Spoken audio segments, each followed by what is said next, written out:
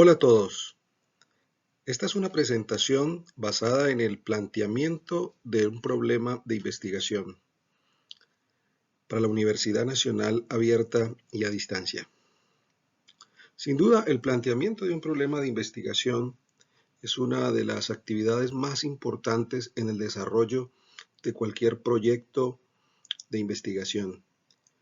Algunos autores mencionan que cuando uno tiene claro cuál es el problema de su investigación, en realidad ya tiene un 90% de su proyecto.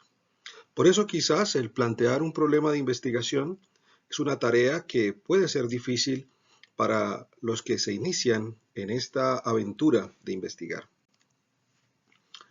¿Dónde inicia uno a buscar ese problema de investigación?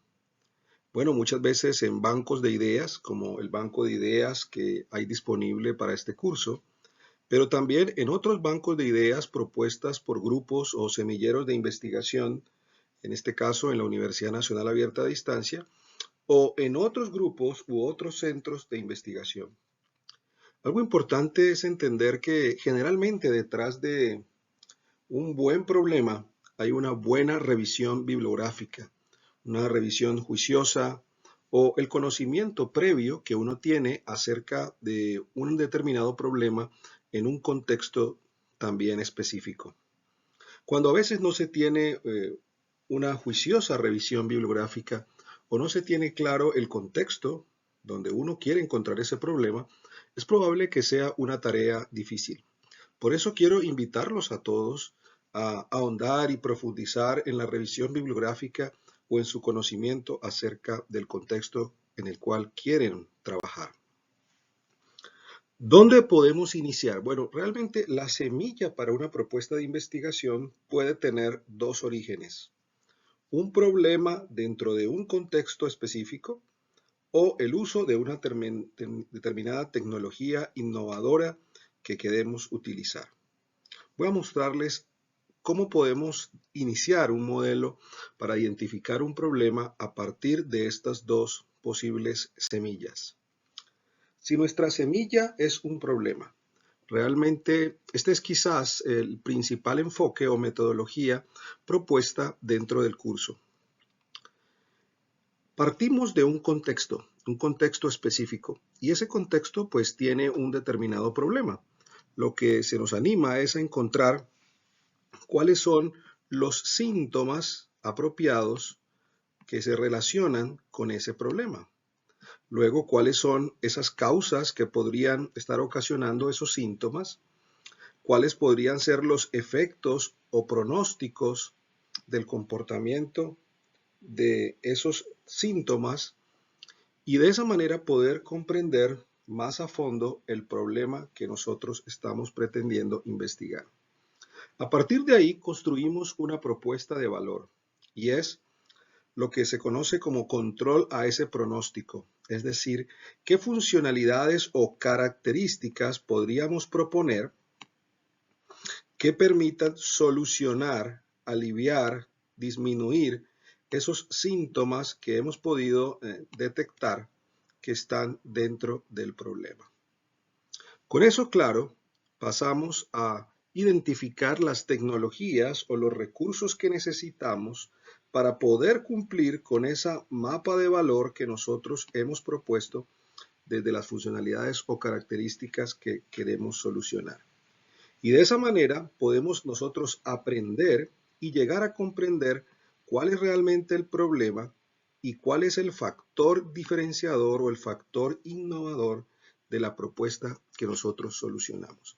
A esto es lo que se conoce como el modelo PUL de investigación. Y básicamente lo que nos muestra es la posibilidad a partir de un problema de buscar una determinada solución a ese problema a través del uso de las tecnologías o los recursos. Pero también puede ser que surja de una tecnología innovadora. Por ejemplo, queremos utilizar Machine Learning o queremos utilizar Internet de las Cosas o Big Data. Es evidente que tenemos tecnologías que podemos seleccionar para cumplir con una determinada propuesta de valor.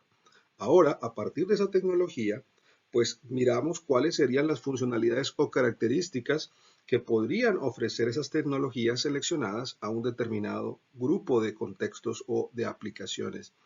Y a partir de esas funcionalidades, vamos a esforzarnos por encontrar un contexto determinado donde encontremos unos determinados síntomas, causas y efectos que estén relacionados con posibles beneficios que otorgue pues precisamente la determinada tecnología que nosotros queremos seleccionar.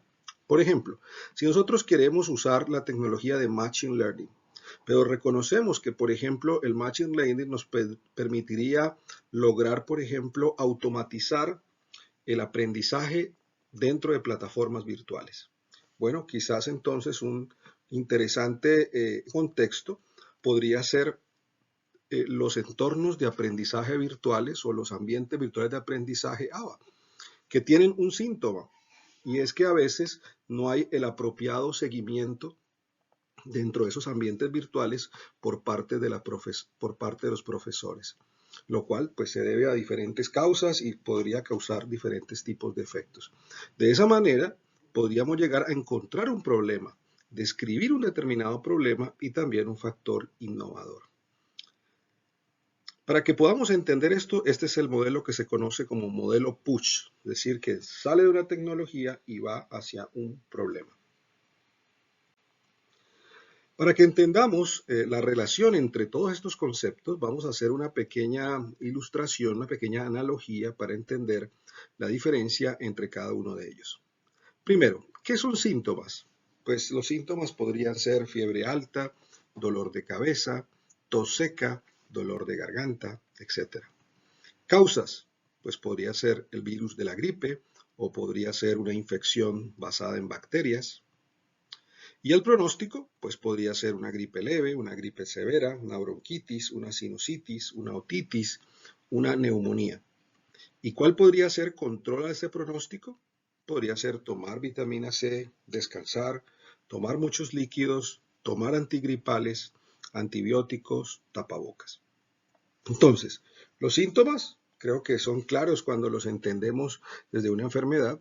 Las causas, pues es lo que origina esos síntomas, y el pronóstico es básicamente los efectos que podría causar esa situación si nosotros digamos que eso ocurra o siga ocurriendo en el futuro. Es decir, una gripe leve, por ejemplo, si no se cuida bien, puede convertirse en una bronquitis o en una sinusitis. ¿Cómo podríamos controlar esos síntomas? Bueno, siguiendo algunos de los elementos que se proponen, como descansar, tomar muchos líquidos, tomar antigripales, etc. Entonces, para que nos quede claro cómo es la definición de ese problema en esta analogía que estamos haciendo.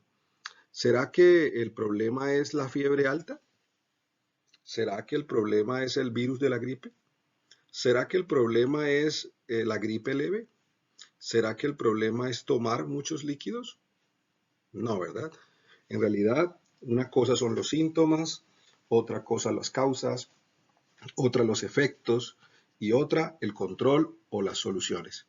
Pero un problema podría ser, por ejemplo, la falta de conocimiento de los pacientes de gripe de las consecuencias de la utilización de los antibióticos.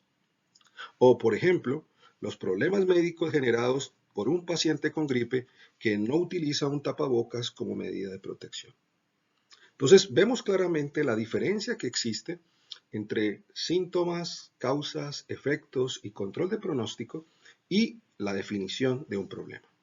Seguramente estos primeros conceptos básicos les ayudarán a entender qué es lo que buscamos en esta actividad y cómo ustedes pueden poner todo esto en marcha para encontrar una buena definición de su problema y un factor innovador para él. Hasta luego.